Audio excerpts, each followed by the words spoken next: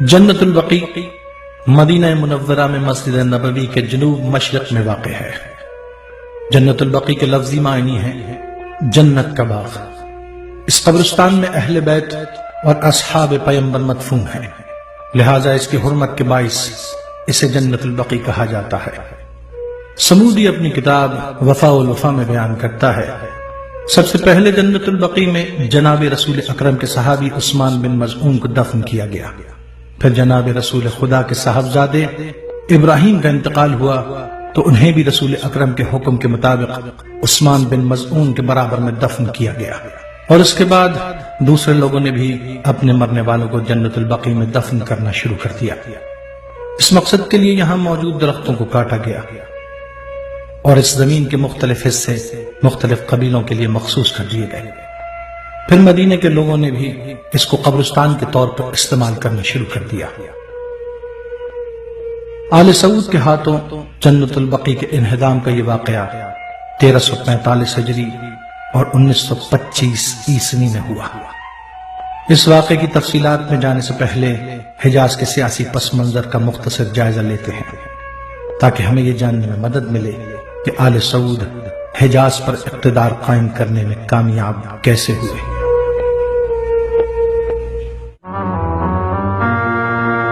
آل سعود سے قبل حجاز کا علاقہ سلطنت عثمانیہ کے حدود میں شامل تھا۔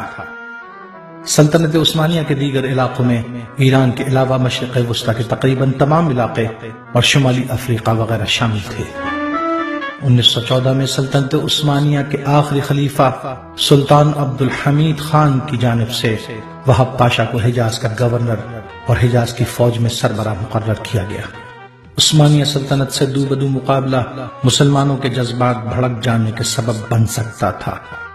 اس خطرے کے پیش نظر برطانوی حکومت نے سلطنت عثمانیہ کے خلاف حجاز کے 2 مسلمان قبیلوں کی امداد حاصل کی، ایک تھا آل سعود اور دوسرا شریف حسین کا خاندان۔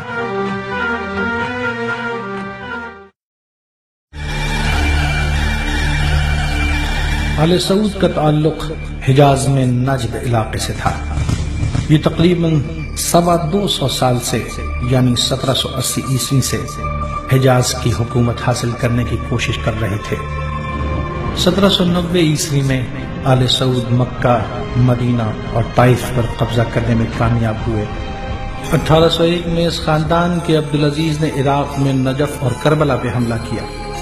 15,000 افراد کربلا کے حملے میں اور 5 سے 15,000 کے درمیان نجف کے حملے میں شہید کیے۔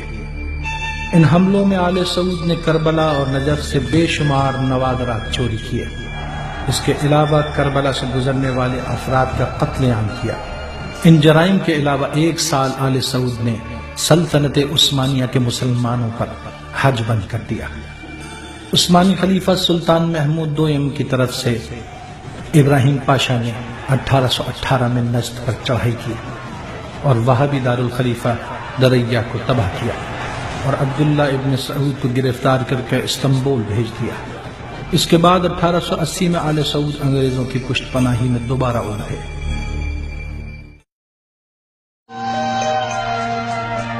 شریف حسین کا خاندان مکہ کا رہائشی تھا اور انگریزوں کے لیے کافی اہمیت کا حامل تھا۔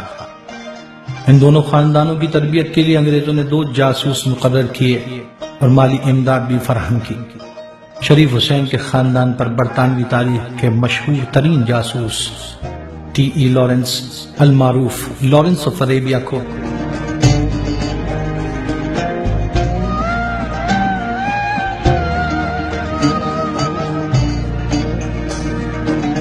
اور آل سعود پر کیپٹن ولیم شیکسپیئر کو مقرر کیا گیا۔ 1918 میں آل سعود اور شریف حسین کے خاندان کی مدد سے انگریزوں نے سلطنت عثمانیہ کا خاتمہ کیا۔ سلطنت عثمانیہ کے خاتمے کے بعد انگریزوں کے سامنے حجاز پر حکومت کے یہ 2 امیدوار تھے، جن میں سے انگریزوں نے آل سعود کا انتخاب کیا۔ سلطنت عثمانیہ کی شکست کے ساتھ ہی شریف حسین نے اپنے تعین موقع سے فائدہ اٹھانے کے لیے عرب ممالک پر مبنی اپنی حکومت کا اعلان کر دیا۔ تقریباً 100 سال محنت کر کے انگریزوں نے سلطنت عثمانیہ کا خاتمہ اس لیے کیا تھا تاکہ اس کے ٹکڑے کیے جا سکیں۔ شریف حسین کے اس اقدام نے انگریزوں کا اعتماد بھی کھو دیا۔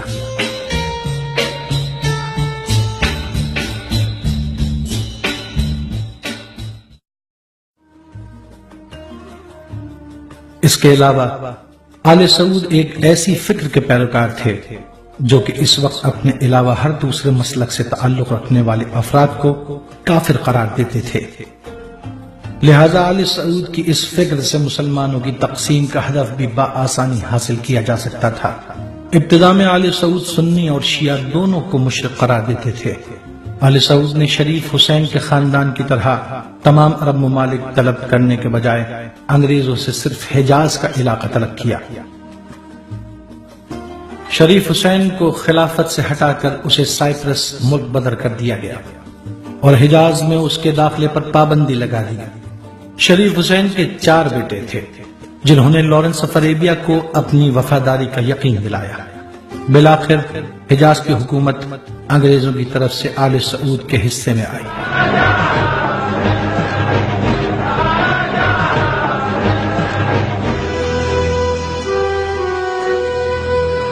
اور شریف حسین کے بیٹوں کو دیگر عرب ممالک عراق، شام اور اردن کی حکومت دی گئی۔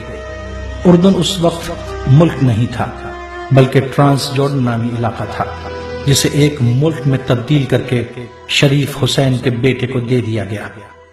عراق اور شام میں حکومت کرنے والے شریف حسین کا خاندان بغاوتوں کے نتیجے میں ختم ہو گیا، جبکہ اس وقت اردن کے حاکم عبداللہ کا تعلق شریف حسین کے خاندان سے ہے اور اسرائیل اور انگریزوں کے لیے آج بھی اپنی خدمات انجام دے رہا ہے۔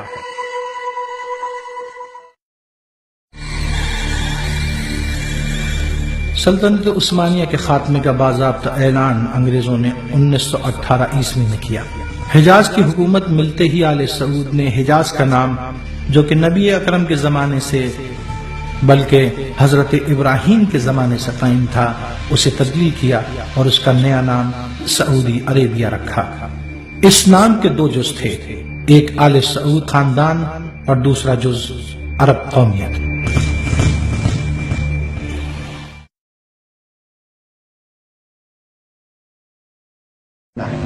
من العجائب التي نزلت بالأمة اليوم أن الأمة وهي في حضيض حضيضها وفي قمة انشغالها بذنوبها ومعاصيها ودنياها يوجد فيها من يتكلم من على المنبر أو في وسائل إعلام باسم الدين وباسم الشريعة فيطرح بين الأمة قضية هل والدي النبي في الجنة أو في النار، وكأنه قد دخل الجنة وتربع فيها واطمأن ليتلفت بعد ذلك من في الجنة ومن في النار. إن من وراء هذا الكلام إعداد لفصل الأمة عن حقيقة سلفها بالنبي صلى الله عليه وسلم. آل سعود نے اقتدار سنبھالتے ہی اپنی توجہ روزے اور دیگر مقدس مقامات کو منہدم کرنے کی جانب کی۔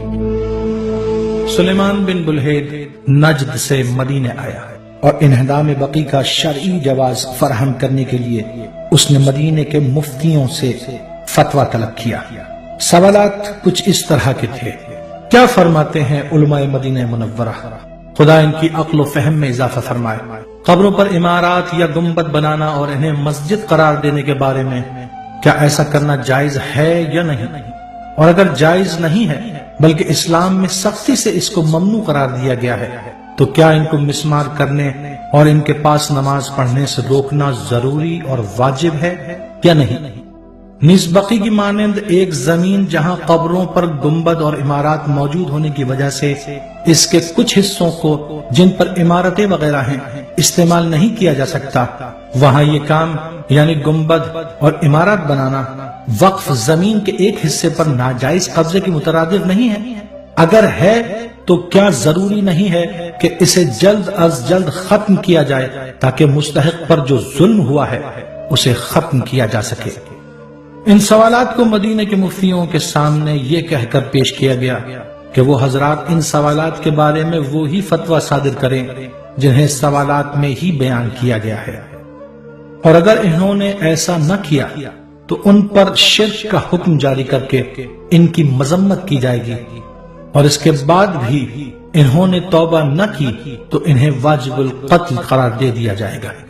مدینے کے بعض علماء نے اس کی مخالفت کی، لیکن حکومت کی جانب سے دباؤ کے بعد فتویٰ جاری کر دیا۔ فتوے کا متن کچھ یوں تھا: قبور پر کسی قسم کی عمارت تعمیر کرنا متفقہ طور پر ممنوع عمل ہے۔ ان احادیث کی روشنی میں جو قبور پر عمارات تعمیر کرنے سے باز رکھنے سے متعلق ہیں، اور انہی احادیث کے پیش نظر اکثر علماء نے قبور پر تعمیر شدہ عمارتوں اور گنبدوں کو مسمار کرنے کے بارے میں فتویٰ صادر کیا ہے۔ اکثر علماء نے اس ضمن میں اس حدیث کو بطور سند پیش کیا ہے جس میں حضرت علی نے ایک شخص سے فرمایا: میں تجھے وہی کام سونپ رہا ہوں جو مجھے رسول اکرم نے سونپا تھا۔ اے شخص، تو نہیں دیکھے گا کسی تصویر کو مگر یہ کہ اسے ٹکڑے ٹکڑے کر دے، اور تو کسی قبر کا مشاہدہ نہیں کرے گا مگر یہ کہ اس کو مساوی اور برابر نہ کر دے۔ یہ آیات بینات مقام ظاہر ومن دخلہ کان آمنا۔ آل سعود کے اقتدار سنبھلنے پر دنیا بھر میں مسلمان اسکالرز نے خطرات کو محسوس کرتے ہوئے مقدس مقامات کے تحفظ کے لیے تحریکیں چلائیں۔ ان علماء میں بر صغیر کے مولانا محمد علی جوہر اور شوکت علی جوہر بھی شامل تھے۔ وہ جانتے تھے کہ یہ لوگ 150 سال پہلے کربلا اور نجف پر حملہ کر چکے ہیں، اور اب حجاز کے مقامات مقدسہ بھی ان کا ہدف بن سکتے ہیں۔ 1344 یا 45 ہجری کے ماہ رمضان میں ام القرآن نامی رسالے میں یہ فتویٰ شائع ہوا۔ اس کی اشاعت کے فوراً بعد ہی تمام اسلامی فرقوں، خصوصاً اہل تشیع اور اہل تسنن کے درمیان ایک کوہرام مچ گیا۔ بالآخر اسی سال 8 شوال کو جنت البقیع کو مسمار کر دیا گیا۔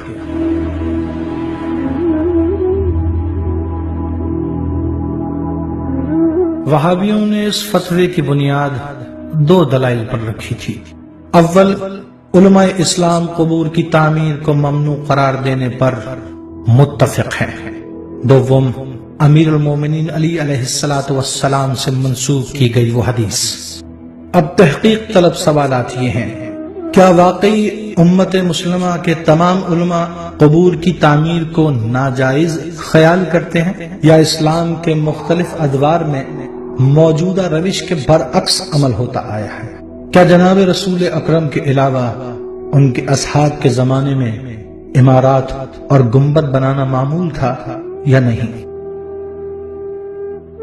اس فتوے کے خلاف علماء نے بہت سے دلائل دیے ہیں۔ ان میں سے کچھ یہ ہیں: کیا جس روایت کا استعمال کیا گیا وہ اس موضوع کے لیے کافی ہے؟ وقف کے اندر تصرف کی دلیل ان کو منہدم کرنے کے لیے کافی ہے؟ اب تک مسلمانوں کی سیرت کو کس کسوٹی پر پرکھا جائے گا؟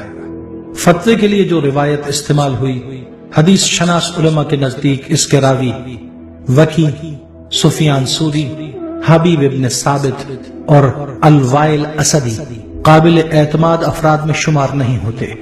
اس کے 3 راویوں کو اہل سنت کے علماء نے انتہائی ضعیف قرار دیا ہے، اور ان 3 میں سے 2 کے لیے علماء اہل سنت کہتے ہیں کہ وہ روایت گڑھا کرتے تھے۔ مذکورہ افراد پر تنقید کے لیے حافظ حجر عسقلانی کی کتاب تہذیب التہذیب کا مطالعہ کیا جا سکتا ہے۔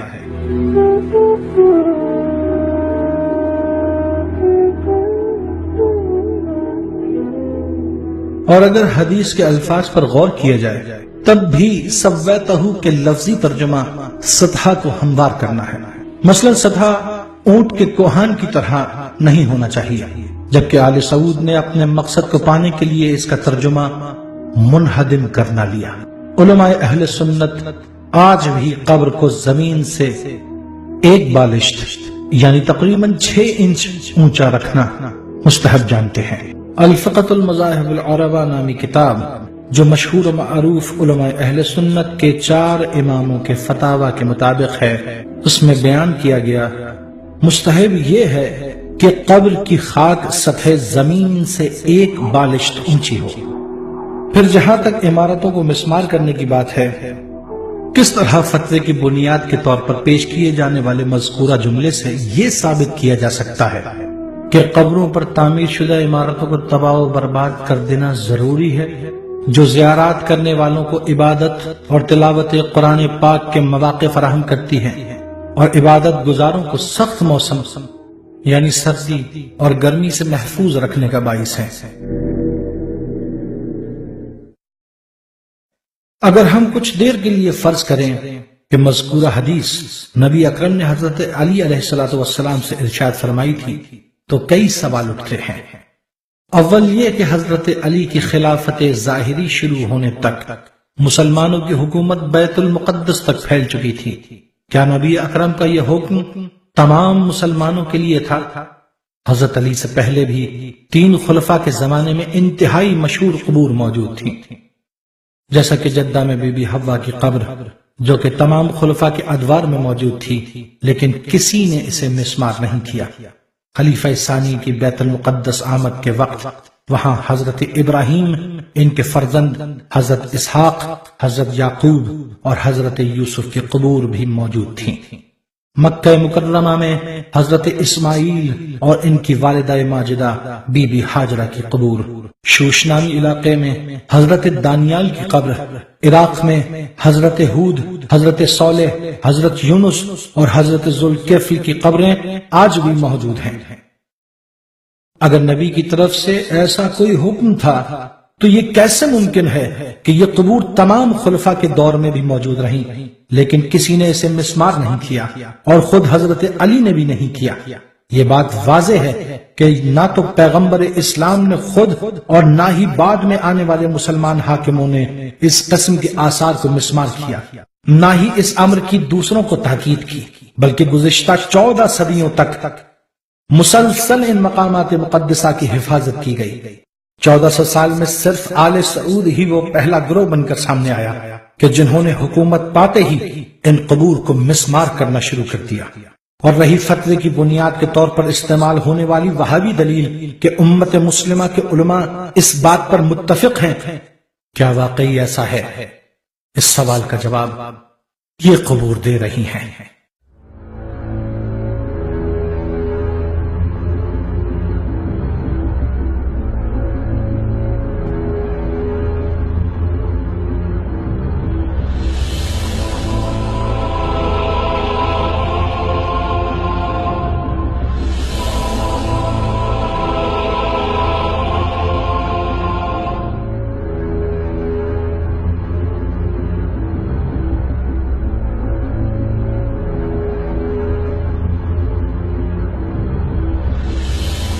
اور جن کی افکار کا پرچار آل سعود کرتے ہیں ان کی قبر۔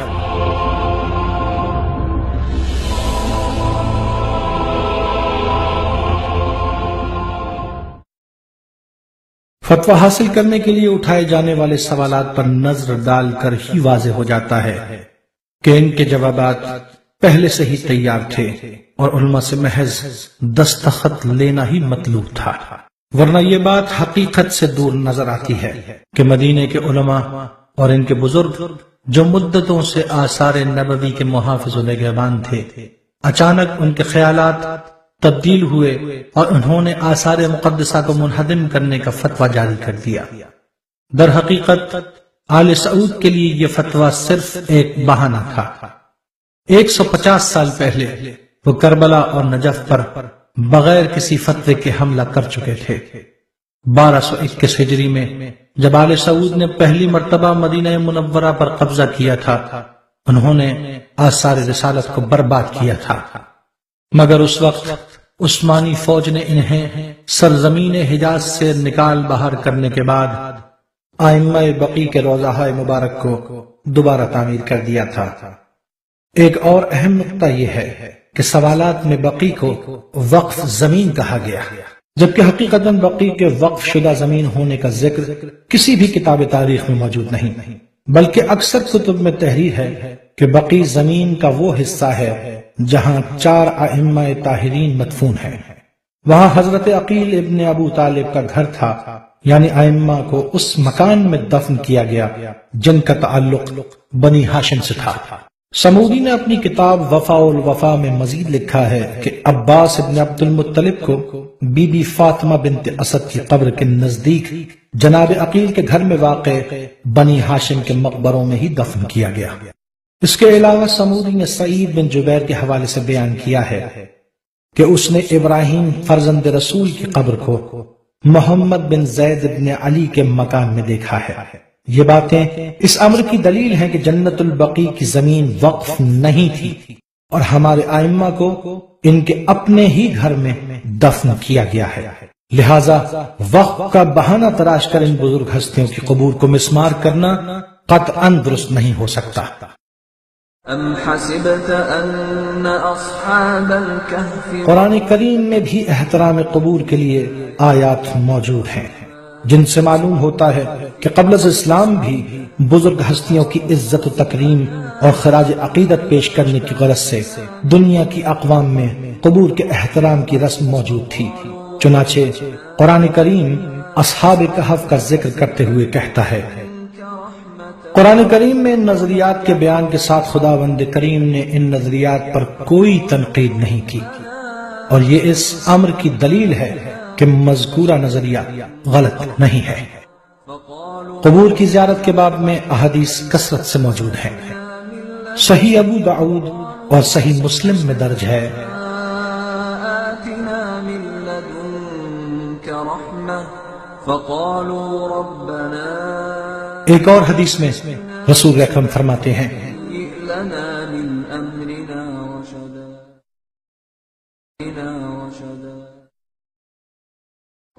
يا جماعة احنا رايحين للحجاز بشد الأنفس، شقيت عمري لأجل أحصل التذكرة أروح لمكة وأزور النبي. لا، ليس من أركان الحج ولا من شروطه ولا من واجباته ولا من سننه زيارة النبي. من قال لكم إنها من الشروط والواجبات في الحج؟ في من شروط وواجبات المحبة شيء ما تعرفونه أنتم. عجيب. It's enough we go and perform Hajj and Umrah there and all we hear we're mushriks because we're visiting Rasulullah sallallahu alayhi wa sallam. The Ummah are mushrikeen, associating other gods with Allah. What's that? Millions of Muslims, billions of Muslims around the world are kuffar because of their love for Rasulullah sallallahu alayhi wa sallam, are mushriks because of their attachment to Rasulullah sallallahu alayhi wa sallam. They don't worship him. اللہ نے قرآن کریم میں مقام ابراہیم پر نماز پڑھنے کا حکم دیا۔ مقام ابراہیم کو اپنے لیے جائے نماز قرار دو۔ مقام ابراہیم اس لیے باعث احترام اور عبادت کی جگہ قرار پایا کیونکہ اس جگہ حضرت ابراہیم علیہ السلام نماز پڑھتے تھے، تو پھر شہداء اور مقدس ہستیوں کے مدفن باعث فضیلت اور احترام کیوں نہیں ہو سکتے؟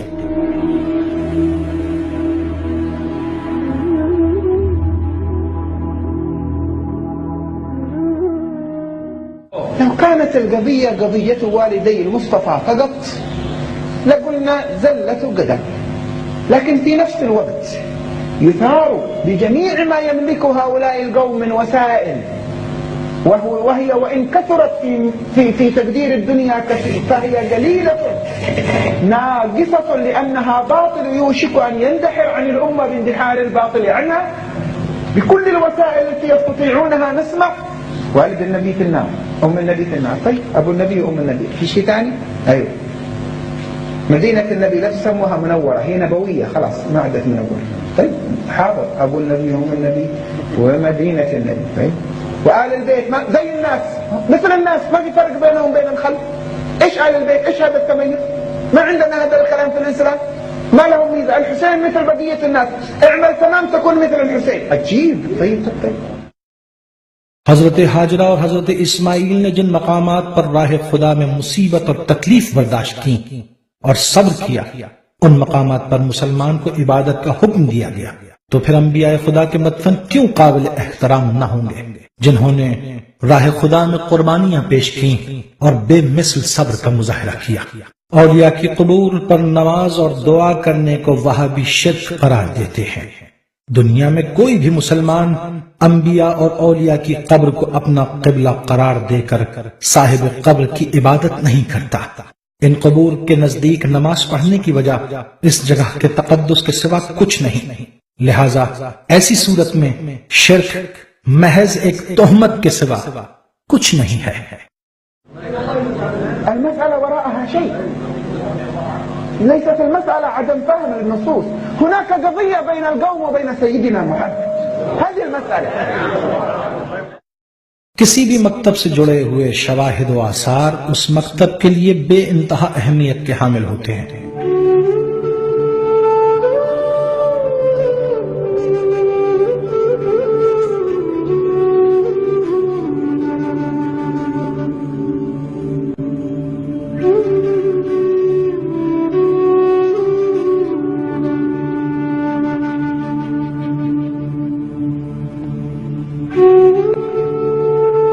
اسی طرح اسلام کے لیے اس سے جڑی ہوئی اہم ترین شخصیات کی قبور، ان کے گھر، ان سے منسوب اہم مقامات اور ان کے زیر استعمال اشیاء وغیرہ بے انتہا اہمیت رکھتے ہیں.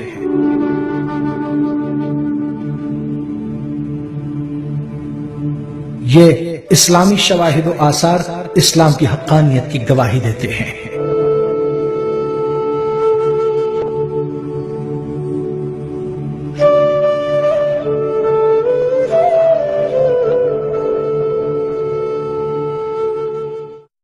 And no one has done destruction to Islam through undermining the role of the Prophet sallallahu alaihi wa alihi wasallam as much as the Saudi royal family has done. It's enough. It is the beginning. It should be time, and it is high time that they should go and withdraw in their deserts and leave Mecca and Medina to Muslims, to Ahl Sunnah wal Jama'ah. حضرت عیسیٰ جیسی ہستی کے جسمانی شواہد مثلاً ان کی جائے ولادت، ان کی رہائش گاہ وغیرہ کی کمی کی وجہ سے ان کے خلاف محاذ بنایا جا رہا ہے. ڈیونچی کوڈ جیسی فلمز، ناول اور ڈاکیومنٹری کی شکل میں حضرت عیسیٰ کو نعوذ باللہ ایک افسانوی اور تخیلاتی کردار ثابت کرنے کی کوشش کی جا رہی ہے. لیکن الحمدللہ مسلمانوں کے پاس دوسرے ادیان کے مقابلے میں یہ برتری ہے کہ ایک ایک چیز ڈاکیومنٹڈ ہے، ایک ایک چیز کا ثبوت موجود ہے. مدینہ منورہ کی جن گلیوں میں حضور پاک چلا کرتے تھے 80 سال پہلے وہ گلیاں بھی اسی شکل میں باقی تھیں، بلکہ 30 سال پہلے تک بھی باقی تھیں. وہ گھر جس میں نبی اکرم صلی اللہ علیہ وآلہ وسلم رہا کرتے تھے، ان کے اہل بیت رہا کرتے تھے، 1300 سال سے اسی طرح باقی تھے.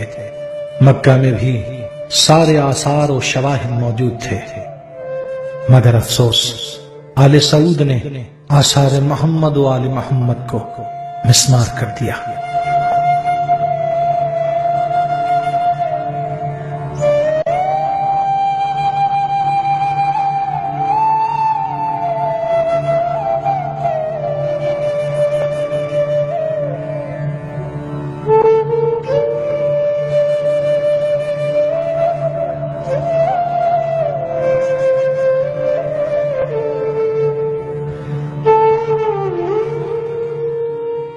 أبو النبي وأم النبي في النار. ما مقصودك بشغل الناس بمثل هذا الأمر؟ كما أخبرتكم القضية وراءها نزع محبة النبي من قلوب المسلمين. مغرب خاص کر برطانیہ نے ابتدا سے ہی آل سعود اور ان کی وہابیت کو مسلمانوں کے خلاف ہتھیار کے طور پر استعمال کیا ہے، اور سلطنت عثمانیہ کی اسلامی حکومت کو وہابیت کے ذریعے ہی ختم کیا. لو قضية مدح النبي، لكن كل المسائل المتعلقة بالنبي خلاص مات مات مات مات مات مات ما عاد ينفع ولا يضر، خلاص يلا. So brothers and sisters, loving Rasulullah sallallahu alayhi wa sallam knows no limits. If you are short of good works, love Rasulullah sallallahu alayhi wa sallam, Allah will guide you to him. He is the tissues of our lives. He is our intercessor on the day of judgment. He is our door. Through him we can access Al-Jannah, and without him we can never access Al-Jannah. أبو النبي أمه، مدينته، أهل بيته، أصحابه، آثار النبي نكسرها. ممنوع تتبركوا بآثار النبي صلى الله عليه وسلم. شرك عجيب، شرك يا جماعة. سيدنا عبد الله بن عمر في صحيح البخاري كان يتمسح برمانة منبر النبي. لا تهور عجيب. طيب وآثار النبي هي عشان يخلص الموال انت اللهم صل على النبي. لا ترفعوا صوتكم بالصلاة على النبي، ممنوع. بدعة لو رفعتوا أصواتكم بالصلاة على النبي.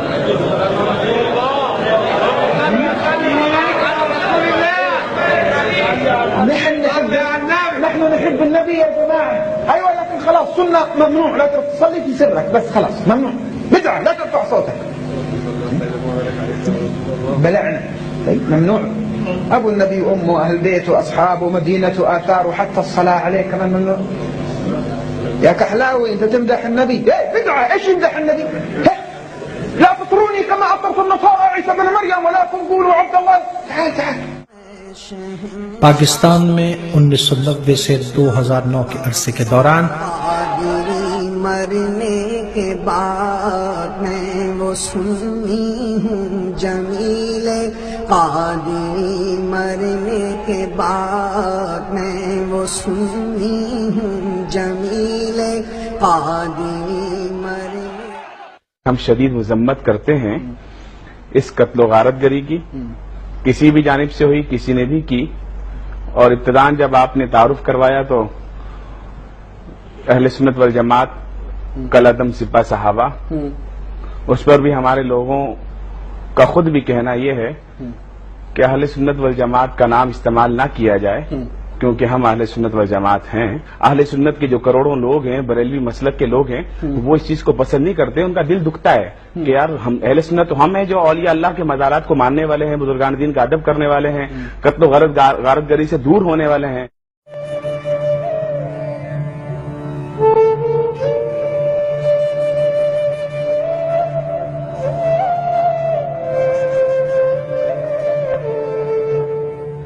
انتہائی کشادہ دلی کے ساتھ یہ دیکھنا ہے کہ کہیں ایسا تو نہیں کہ وہ طاقتیں جو پاکستان کو برداشت کرنے کے لیے تیار نہیں ہیں، کہیں ایسا تو نہیں ہے کہ یہ تمام کا تمام مشترکہ پلیٹ فارم پر کام کر رہی ہیں اور ان کے اندر موساد ہے، راہ ہے اور امریکہ بھی ہے.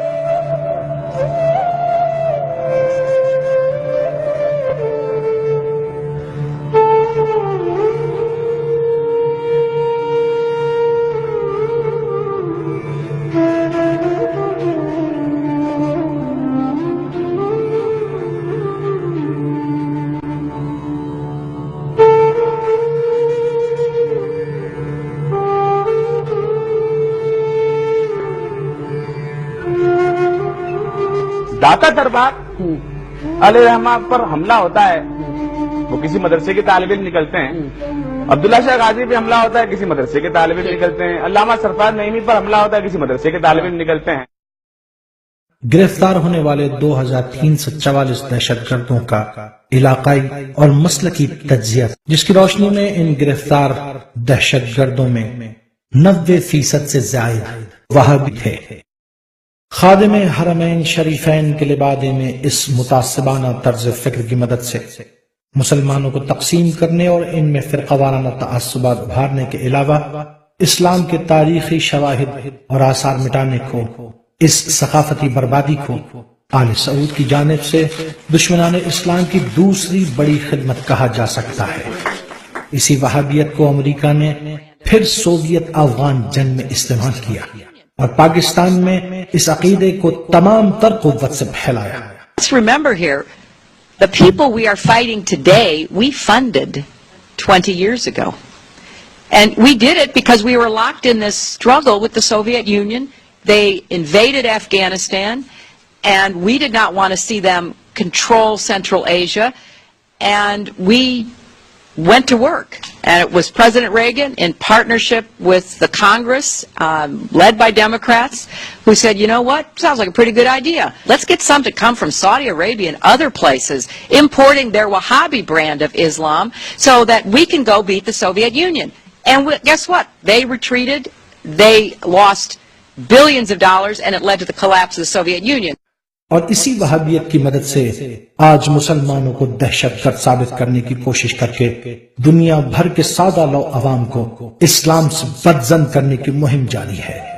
اسی وہابیت کے ذریعے مسلمانوں کو فرقہ وارانہ قتل عام کی بھیٹ چڑھایا گیا۔ پاکستان، عراق، افغانستان، بحرین میں لا تعداد مسلمانوں کو وہابیوں نے فرقہ وارانہ تعصب کی بنیاد پر قتل کیا۔ حج کے ارکان میں مداخلت اور لوگوں کو وہابی بدعت اختیار کرنے کے لیے دباؤ ڈالنے کے علاوہ آل سعود کے جرائم کی فہرست میں حجاز کے علاقوں مدینہ، طائف، آسا اور قطیف کے سادات کا قتل عام بھی شامل ہے۔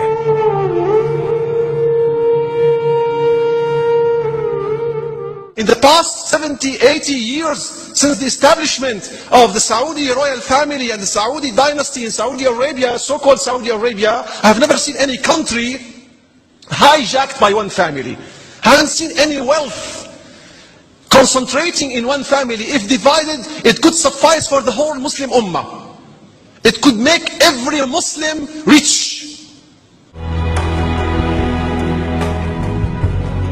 آل سعود کی منافقت ان کے اپنے رہن سہن سے ظاہر ہے۔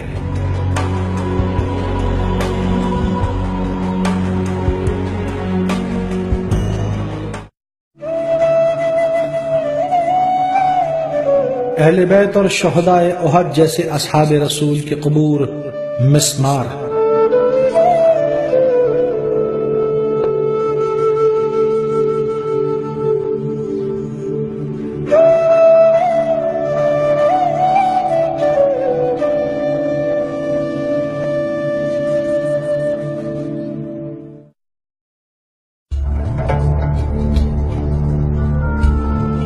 لیکن آل سعود کے محلات سلامت۔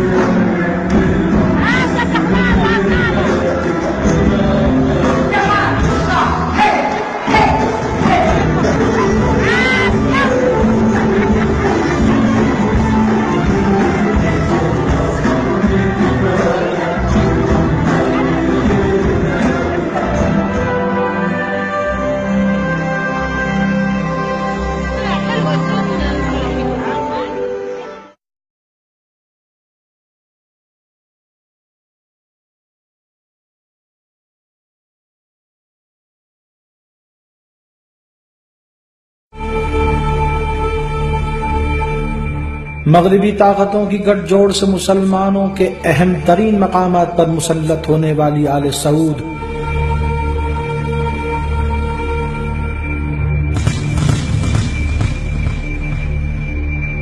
آج بھی ان کی خدمت میں مصروف۔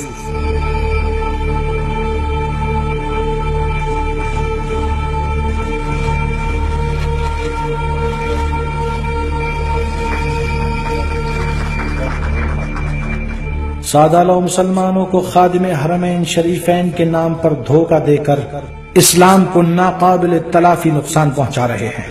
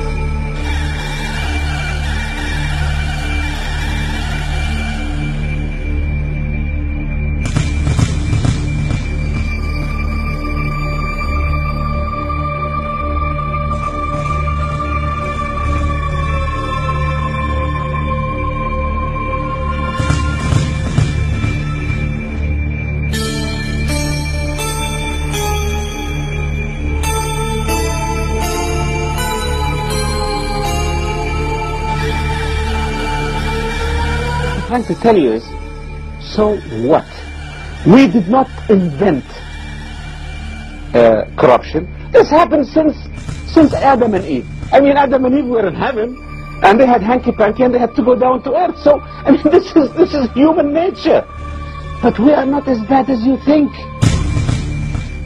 لما فشلوا في أن ينتزعون من الدين بصراحة دسوا بيننا من يتكلم باسم الدين ليستل الدين من قلوبنا. فتن كقطع الليل المظلم. يلا ما دام في اشياء غلط في الحرم نترك الحرم. يلا في ناس تعمل اشياء غلط في الصلاه نترك الصلاه. في ناس تعمل اشياء غلط في القران نترك القران. طيب بسم الله. يلا طيب هاتوا العلم الجديد هذا نسمع نفهم. وناس تعمل شيء غلط في السنه، محدثون دخلوا باسم الحديث ووضعوا أحاديث على رسول الله، كذبوا على رسول الله متعمدين. يلا ما دام السنة فيها ناس غلطوا من هناك قابية غلط نترك السنة. أيوة نترك القرآن، نترك السنة، نترك الكعبة، نترك أهل البيت. جيبوا الخلاصة، نترك الدين قصدكم. هذا نهاية الكلام. أعداؤنا لما فشلوا في أن ينتزعون من الدين بصراحة دسوا بيننا من يتكلم باسم الدين ليستل الدين من قلوبنا. فتن كقطع الليل المظلم.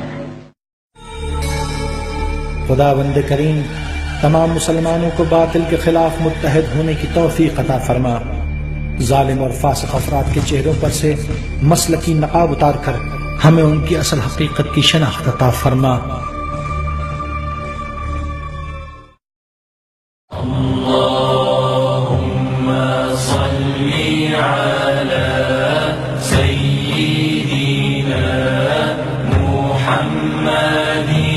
النبي الأمي وعلى